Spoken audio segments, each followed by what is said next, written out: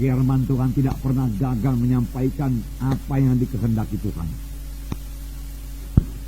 Firman Tuhan juga berkata, langit bumi boleh berlalu, tapi firman-Ku tidak berlalu. Alangkah sukarnya langit dan bumi ini berlalu. Tidak mungkin pun, saudara. Walaupun itu mungkin, saudara, tapi firman Tuhan tidak berubah, tidak berlalu. Biarlah kita percayai sepenuhnya firman Tuhan ini, karena firman Tuhan sangat teguh, tidak bergoyang, sangat stabil, tidak berubah. Mengapa? Karena firman Tuhan itu Tuhan sendiri. Pada mulanya adalah firman. Firman itu bersama-sama dengan Allah. Firman itu adalah Allah sendiri. Firman itu juga Allah. Tuhan itu tidak berubah. Oleh sebab itu firman Tuhan tidak berubah. Firman Tuhan yang kita baca dalam Alkitab adalah sama saja dengan ucapan Tuhan Yesus. Sekiranya Tuhan Yesus berdiri di muka kita dan mengajari kita, maka apa yang diucapkan Tuhan Yesus adalah apa yang tertulis dalam Alkitab ini. Tuhan Yesus tidak akan keluar daripada firman-Nya. Oleh sebab itu kalau kita mau mengenal Yesus, kita kenal lagi firman-Nya lebih dalam. Kita mau kenal selaku jalan-jalan Tuhan, kehendak Tuhan, kita kenal firman-Nya. Itu sebabnya buku Kolose mengatakan, hendaklah perkataan Kristus itu diam dalam kamu dengan limpahnya, dengan segala kekayaannya. Jadi firman Tuhan kita berikan tinggal dalam hati kita dengan segala kekayaannya, jangan dengan miskinnya. Yaitu biarlah kita sebagai spons, ya, saudaraku, yang mengisap air, ya. Spons itu, saudaraku, yaitu satu busa, satu karet, saudaraku, itu dari bahan plastik, itu saya kurang ngerti. Tapi kalau dicelupkan dalam air, dia isap air itu. Ya. Dia mengisap air. Ada juga orang memakainya sebagai menggosok badannya dicampur dengan sabun, saudaraku, dan dia gosok dengan spons itu. Dan kalau spons itu, saudaraku, taruh dalam air, dia isap air. Dan kalau spons itu dipicit, saudaraku, keluar airnya, ditekan keluar airnya, saudara. Demikian kalau kita ini penuh dengan firman Tuhan. Firman Tuhan berdiam dalam kita dengan segala kekayaannya, tidak miskin. Maka ada persoalan yang kita hadapi, apa yang keluar adalah firman Tuhan. Kita dikritik, kita dapat mendapat tekanan, mendapat aniaya. Maka apakah reaksi kita? Firman Tuhan. Karena firman Tuhan sudah berdiam dengan kayanya dalam hati kita.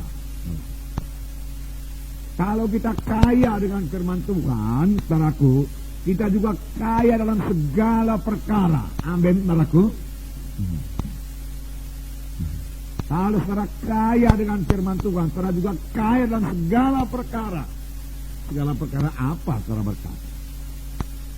Saudara kaya dengan kesehatan, saudara kaya dengan pengertian, pengetahuan jalan Tuhan, hikmat Tuhan, saudara kaya. Ditambah lagi saudara kaya dengan berkat materi. Kalau saudara kaya dengan firman Tuhan. Amin, saudaraku. Mahal sekali firman Tuhan ini. Oleh sebab itu, saudaraku, jangan perlakukan Alkitab ini sebagai buku biasa. Kertasnya kertas biasa. Amin, saudaraku. Tulisannya, tintanya tinta biasa. Amin. Tapi isinya tidak biasa. Isinya jauh di atas ilmu-ilmu dunia ini, pengetahuan dunia ini. Isinya jauh di atas ilmu falsafah dunia ini. Nggak bisa dibandingkan itu, saudaraku. Karena isinya firman Tuhan, saudaraku. Firman Tuhan yang tidak berubah dari zaman ke zaman, saudaraku. Sebenarnya Tuhan mau menunjukkan kuasanya dalam sidangnya. Karena Tuhan itu namanya ajaib. Saudaraku, tiap-tiap kali Tuhan bergerak mesti ajaib. Mengapa gereja kurang mujizat Tuhan? Harus ada mujizat Tuhan. Mujizat itu membawa sukacita, membawa iman.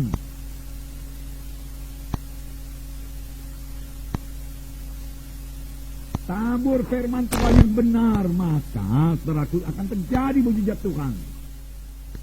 Kenapa? Karena firman Tuhan yang benar ditaburkan. Ada kuasa dalam firman Tuhan. Ada kuasa dalam firman Tuhan.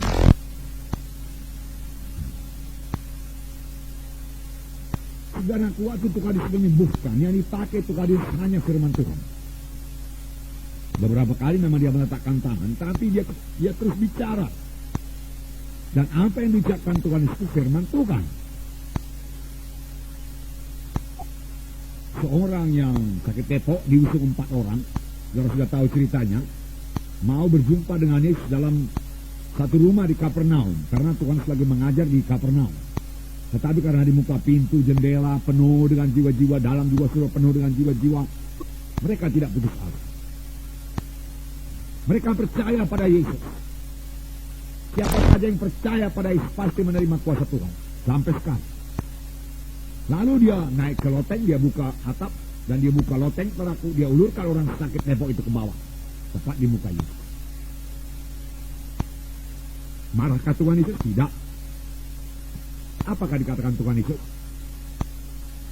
Kukatakan kepadamu, anakku, bangkit, angkat tempat tidurmu, berjalan. Orang itu percaya, dia bangkit, dia angkat tempat tidurnya, dan dia berjalan. Sembuh. Tuhan Yesus mengucapkan firman Tuhan. Firman Tuhan yang diucapkan Yesus berkuasa. Dan itu tertulis dalam Alkitab. Kalau Yesus, saudaraku, berdiri di sini, dia akan mengatakan hal yang sama juga. Bertobatlah, sebab kerajaan surga sudah dekat. Dia akan berkata demikian. Seberapa banyak orang yang menerima aku, anak manusia, maka kepadanya diberi hak menjadi anak-anak Allah. Dan seberapa banyak yang menerima, dia menerima keselamatan, lahir baru jadi anak-anak Allah. Kenapa? Karena ada kuasa dalam firman Tuhan. Kuasa dalam firman Tuhan. Jadi saudaraku, percayai. Dari firman Tuhan ini juga kita mengenal kehendak Tuhan. Seorang yang sakit kusta berseru kepada Yesus. Yesus, anak Daud, kalau engkau mau, engkau sanggup menyembuhkan aku. Itu Markus 1:41 kan? Kalau engkau mau, engkau sanggup. Dia tidak bimbang mengenai kesanggupan Tuhan itu. Sama seperti banyak orang Kristen sekarang. Orang Kristen tradisional pun tidak bimbang akan kuasa Yesus. Bisa, sanggup. Tapi apa mau Tuhan menyembuhkan saya apa tidak? Apakah Tuhan memperhatikan saya apa tidak? Saudaraku, kalau saudara selidik firman Tuhan, keselamatan adalah bagi semua orang. Semua orang bisa selamat, hanya dia percaya pada Yesus. Tapi bukan hanya keselamatan aja bagi semua orang, kesembuhan pun bagi semua orang. Tuhan tidak memilih-milih.